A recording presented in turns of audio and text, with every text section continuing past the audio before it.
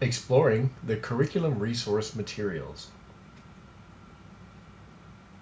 The curriculum resource materials, or CRMs, are a framework for planning effective and engaging lessons based on Florida standards.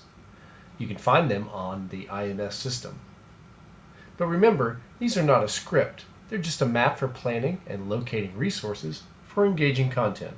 The way to get to your CRMs is to go to ims.ocps.net.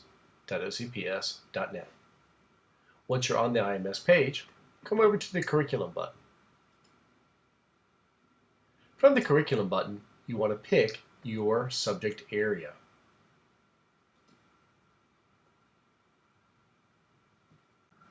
Next, pick your subject area.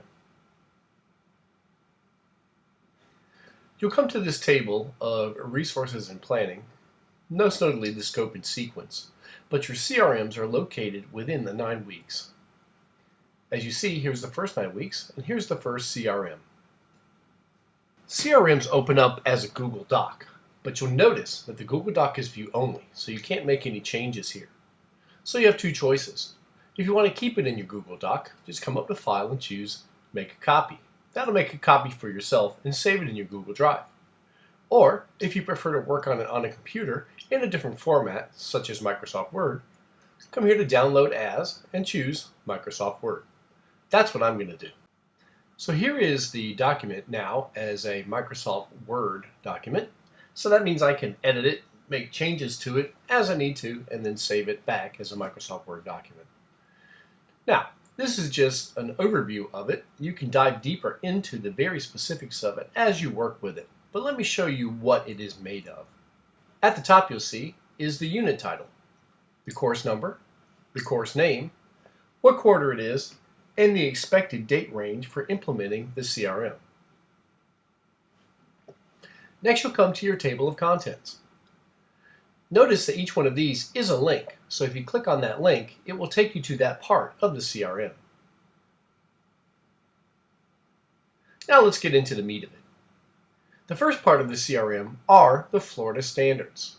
Notice it starts with the essential standards and learning targets. Here is the standard, and notice it uses the correct numbering system so you can locate the standards on CPALMs. Scroll down and pay particular attention to this. Notice that each standard comes with the depth of knowledge level. Now this is important because you don't want to underteach or overteach that standard. This is the depth of knowledge level that the students will be assessed on. So you want to make sure you're teaching each standard to the correct depth of knowledge level. So pay particular attention to that. Once you review all of the standards for the unit, you come down here and there are notes about each specific standard. Now some of the notes do seem to repeat themselves because they're very important, but you do want to pay particular attention to what the notes say about each standard, because this gives you a very good clue to start your planning process.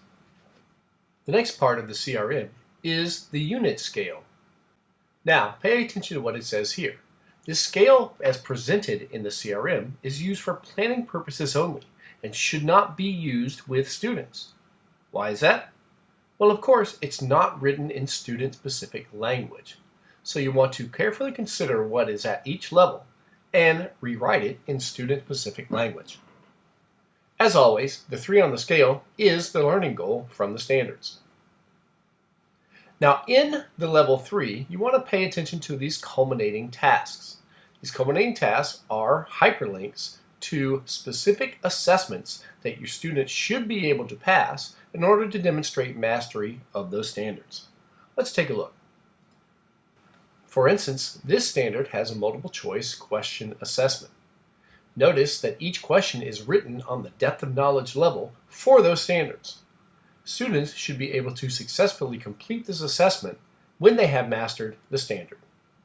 As you can see, this CRM has 2 culminating tasks, but not all CRMs do. Moving on down through the CRM, our next session are the resources for planning purposeful instruction. There's a hyperlink up here that tells you how to use the CRM itself. Just a little demonstration of that, which you can watch at your convenience. but I want to pay particular attention to this, the Citing Evidence and Analyzing Central Idea Mini Academy. That is also a hyperlink to an online office mix. Now this office mix is something that you just hit play on, and it takes you step by step through the standards for this particular unit. It's a very handy presentation when deciding how to best plan the content for your unit. So make sure to spend some time going over that presentation. Next in resources are the associated vocabulary. Now this is very important that all teachers in subject areas use the same vocabulary in order to avoid confusing students. Next, some question stems related to each individual standard, also written at the depth of knowledge for that standard. You'll want to work these question stems into your presentations in the classrooms. Finally, there's a block of the additional resources that are used throughout the sample lesson plans and the CRM. These are direct links to these resources. Of course, there's Khan Academy, and then some extra resources that you can use. The last part of the CRM are sample daily lesson plans. Now do remember, this is not scripted material.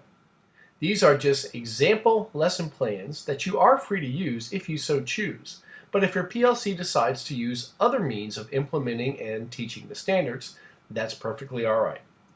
Let's go ahead and take a look at one of these lesson plans. I'm just going to click the link here. Once again, it opens as a Google Doc. If you need to make changes to it, you'll have to come up and use the file, either make a copy or download as, in order to make your own edits to it. Again, there's a table of contents at the top with hyperlinks to each part of it. The lesson goals for this particular lesson, a warm-up activity with teacher dues and student dues, the content presentation,